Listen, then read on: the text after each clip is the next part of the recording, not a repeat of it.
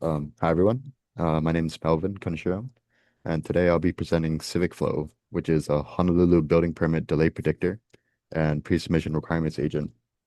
So before someone submits a permit, this will help answer two main questions. First, how long might this permit take? And second, how does the submission look? Does it look complete prior to being filled? The project uses public Honolulu DPP permit records from 2005 to 2025 and a self-hosted vision model running on Jetstream 2. Before getting more into the project, I'll reintroduce myself with a little bit more context. So I was born in Egypt, but I grew up on Oahu for most of my life before moving to the Big Island for university. I'm currently a student at the University of Hawaii at Hilo. I'm a fourth year computer science and Japanese studies major. And my main interests outside are coding, language learning, and music, as well as traveling. I love traveling. I play the piano and saxophone, and like to spend my time hanging out with friends and again playing music. So the main reason I joined SCIPE was that I wanted real project and research experience, just something beyond basic coursework. Because in school, most assignments are in a controlled setting. So data sets are usually pre-prepared, the requirements are already clear, and the environment usually works how it's supposed to. So working in such a different environment was something I really wanted to try do. So I wanted the chance to apply what I learned in my computer science coursework in a more realistic research setting. Another big part was the cyber infrastructure because I wanted to experience using GPU resources and see how the systems behave just outside of running code locally. And finally, I wanted to test whether applied research was something I could see myself continuing in the future, as I would most likely plan on going into a master's program following graduation. So SCIPE gave me a place where project, code, research, development, and infrastructure all had to work together, which was a fun experience. So for the spark for this project, it actually came from a friend who was waiting on a plumbing permit. So from his side, the issue was not just that the permit was taking a long time, but that there's no clear updates on the delay, and that drove him crazy. So that led to the main question behind this project, which was if Honolulu already has this public permit history, then could the data make the process easier to understand before someone files? So that's where the project comes into play. So the project space that I wanted to target was the time before submission, where the applicant could still act prior to submitting it. So the goal was to make the permit risk visible prior to the application, instead of only discovering the problems after the process already started. So the problem is that applicants can see the delay, but they can't see the reasons behind it. Um, I've heard the term black box be thrown around quite a bit when it comes to this process, because a permit might be issued the same day, or it might go into a longer review path, sometimes taking months. So for the data, the project started with one public Honolulu DPP export. The raw data set used had 432,021 permit records, which covered from 2005 to 2025, and it was roughly 321 megabytes. After cleaning and filtering, the final data set had 372,884 rows. And one important pattern that I noticed was 43.7% of the permits in the dataset were issued in the same day. And that mattered because same-day permits behave very differently from permits that go through a longer review process. So the model couldn't treat everything as a duration problem. And there was also a very practical issue that I encountered, which was the data was very messy. Um, the contractor field had line breaks inside the quoted text, which made line counting difficult. But that was eventually fixed. That was one of the first main lessons I learned from this project, which was public data could be useful, but it's rarely cleaned right away. So a large part of this was spent in fixing this messy data set. So at a high level, the pipeline moves from the raw DPP export to cleaning to feature generation to modeling to the API and then finally to the web app.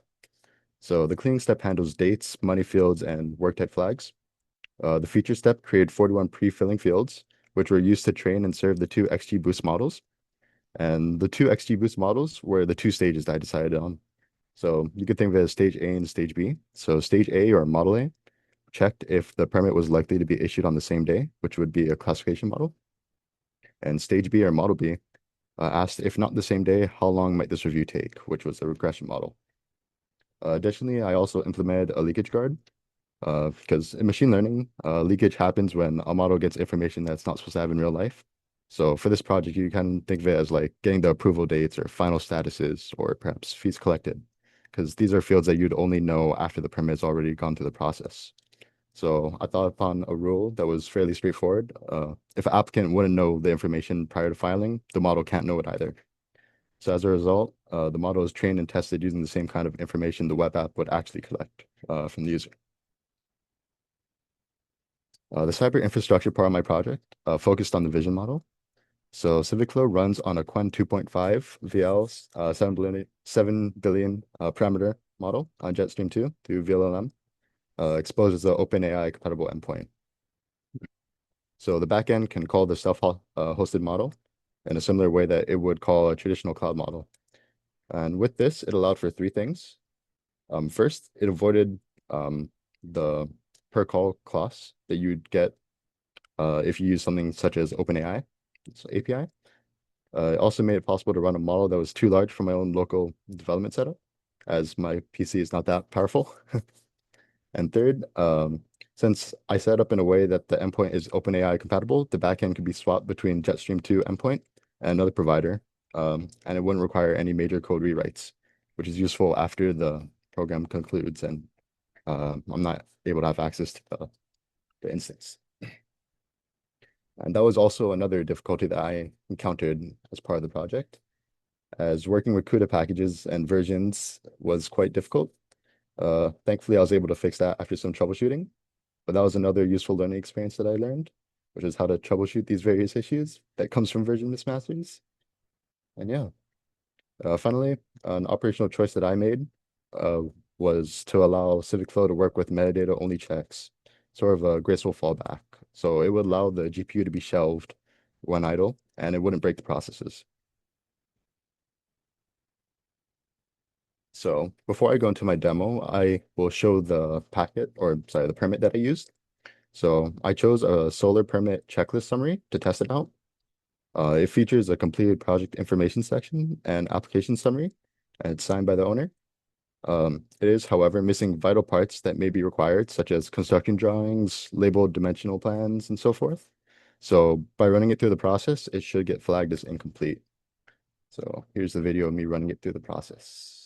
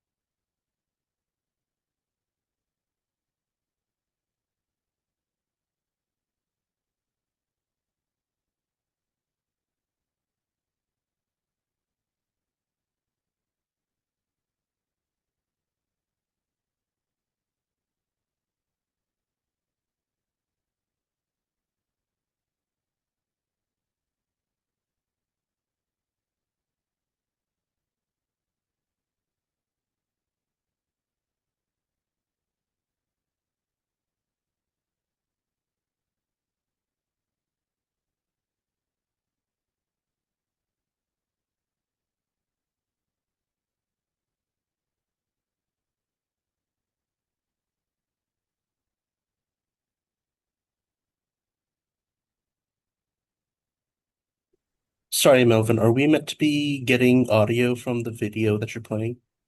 Yes, there's audio. Is there an issue with audio? Yeah, it's not coming through, at least on my end, in the Zoom meeting.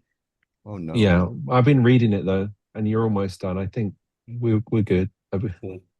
Okay, sorry about that. I also have the audio, It's okay. the video post inside the Google Drive, and I could submit it You, alongside the deliverables again if needed. that's fine. Well, did you Uh, want to finish up? We'll just read the last bit. You've got a few seconds left. yeah, sounds good.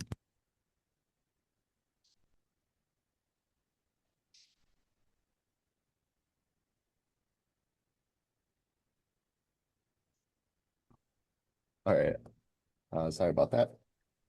But yeah, that showed a rough process of running a single permit through the demo. Yeah. So going back to the presentation. So this slide goes over the main results. So as stated earlier, it was broken into stage A and stage B. And the summary was that stage A was a success and stage B was also a success, but not quite as large.